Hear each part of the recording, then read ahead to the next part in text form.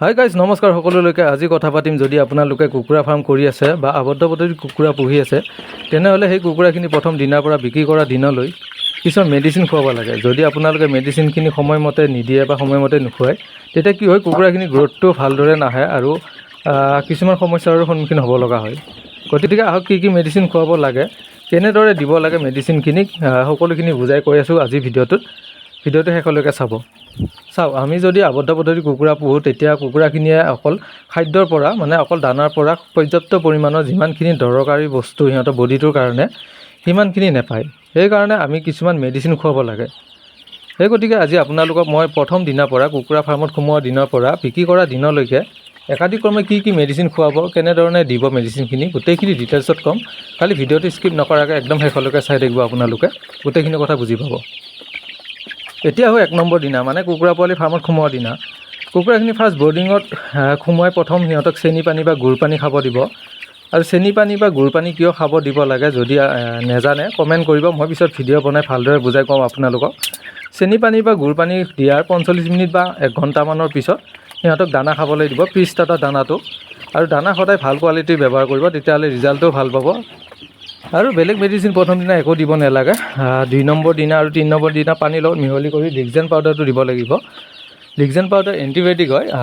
যদি কুকুৰাখিনি কিছুমান বেক্টেৰিয়া বা কিছুমান বীজাণু গাত থাকে বা অলপ দুৰ্বল হৈ থাকে তেতিয়াহ'লে লিগজেন পাউডাৰটো খোৱালে কুকুৰাখিনি অতি সোনকালে সুস্থ হৈ উঠিব। তাৰপিছতে আপোনালোকে 4 নম্বৰ দিনা আৰু 5 নম্বৰ দিনা ভিমাৰেল দিব। ভিমাৰেলটো ভিটামিন হয়, বহুত ভাল মেডিচিন কুকুৰাৰ কাৰণে। তাৰপিছত আপোনালোকে 6 দিনত বা 7 দিনত প্ৰথম ভেকচিনটো দিব লাগিব। প্ৰথম ভেকচিন ৰাণীখেত F1 বুলি, আৰু সেই ভেকচিনটো আপোনালোকে 6 দিনত বা 7 দিনত দিব লাগিব। এটা কথা মন কৰিব, ভেকচিন দিয়াৰ আগৰ দিনা আৰু ভেকচিন দিয়াৰ পিছৰ দিনা কোনো ধৰণৰ মেডিচিন পোৱালিখিনি খাবলৈ নিদিব। একদম নৰ্মেল পানী খাবলৈ দিব ভেকচিন দিয়াৰ আগৰ দিনা আৰু ভেকচিন দিয়াৰ পিছৰ দিনা। তাৰপিছত আপোনালোকে ভেকচিন দিয়াৰ এদিন এৰি যদি আপোনালোকে 7 দিনত ভেকচিনটো দিয়ে তেতিয়াহ'লে 8 নম্বৰ দিনা একো নিদি 9 নম্বৰ দিনৰ পৰা 12 নম্বৰ দিনালৈকে 2 দিন লিগজেন আৰু 2 দিন ভিমাৰেল খাবলৈ দিব। কিমান পৰিমাণ কিমান পানীত দিব, কিমান কুকুৰাৰ কাৰণে দিব তাত লিখা থাকে, ভালদৰে চাই পেলাই আপোনালোকে দিব। নেক্সট আপোনালোকে 13 নম্বৰ দিনা একো খাবলৈ নিদিব। 14 নম্বৰ দিনা 2 নম্বৰ ভেকচিনটো দিব লাগিব। আৰু 2 নম্বৰ ভেকচিনটো হৈছে গাম্বৰু ভেকচিন। ভেকচিন কেনেকৈ দিব লাগে, কি পদ্ধতিৰে দিব লাগে মই আগত ভিডিঅ' বনাই থৈছোঁ, যদি আপোনালোকে নেজানে ভিডিঅ'বোৰ চাই ল'ব।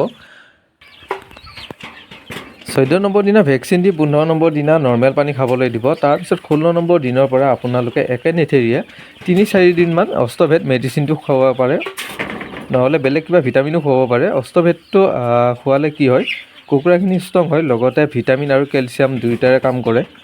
ভাল মেডিচিন অষ্টভেদটো মই খুৱাই আছোঁ আৰু আপোনালোকে খুৱাই চাব পাৰে। অষ্টভেদটো খোৱালে আপোনালোকে 1 লিটাৰ অষ্টভেদ মেডিচিনটোৰ লগত 60 ml ভিমাৰেল এটা মিহলি কৰিব লাগে। মিহলি কৰা গোটেই ইজি হয়। তাৰপিছত 21 নম্বৰ দিনা আপোনালোকে 3 নম্বৰ ভেকচিনটো দিব লাগিব, আৰু 3 নম্বৰ ভেকচিনটো ৰাণীখেত ভেকচিনটোৱে হয়। 22 নম্বৰ দিনা নৰ্মেল পানী খাবলৈ দি 23 নম্বৰ দিনৰ পৰা 2 দিন বা 3 দিন পুৱা লিভাৰ টনিক আৰু সন্ধিয়া কেলছিয়াম খাবলৈ দিব। তাৰপিছত আপোনালোকে 1 দিন বা 2 দিন গেপছ দি এই মেডিচিনখিনি ভিটামিন হওক, লিভাৰ টনিক আৰু কেলছিয়াম এইখিনি মেডিচিন 2 দিন বা 3 দিন খুৱাই মাজত আকৌ 1 দিন বা 2 দিন গেপছ দি আকৌ 2 দিন 3 দিন এনেকৈ বিক্ৰী কৰা সময়লৈকে আপোনালোকৰ কুকুৰাখিনি ডাঙৰ কৰি বিক্ৰী কৰা সময়লৈকে খুৱাই থাকিব পাৰিব। তেতিয়া চাব আপোনালোকৰ কুকুৰাখিনি গ্ৰ'থটো ধুনীয়া হ'ব আৰু সুস্থ হৈ থাকিব, কুকুৰাখিনিৰ স্বাস্থ্যটো ধুনীয়া হৈ থাকিব। গতিকে আজি ভিডিঅ'টো এইখিনিয়ে আছিলে। আশা কৰিলোঁ ভালদৰে বুজি পালে। আৰু যদি কিবা জানিব লগা থাকে কমেণ্ট কৰিব, আৰু শেষত চেনেলটো ছাবস্ক্ৰাইব কৰি দিবলৈ নাপাহৰিব যদি আপোনালোকে ইউটিউবত চাই আছে, আৰু যদি ফেচবুকত চাই আছে পেজটো ফ'ল' কৰি দিব, আৰু এটা লাইক কৰি দিবলৈ নাপাহৰিব। আজিলৈ এৰিছোঁ, অন্য এটি ভিডিঅ'ৰ সৈতে আকৌ লগ পাই আছোঁ। Bye bye.